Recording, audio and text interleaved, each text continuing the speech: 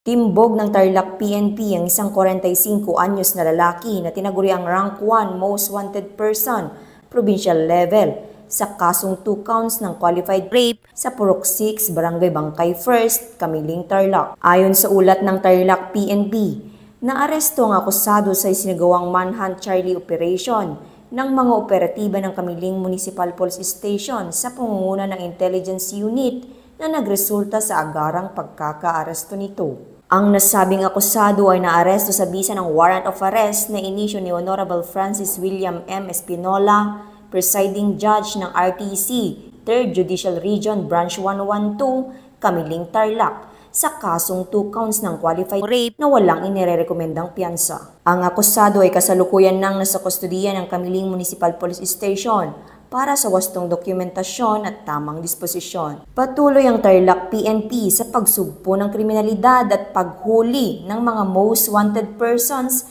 na may pananagutan sa batas upang kakaharapin ang kanilang mga kaso para sa inaasam na mapayapa at ligtas na bagong Pilipinas.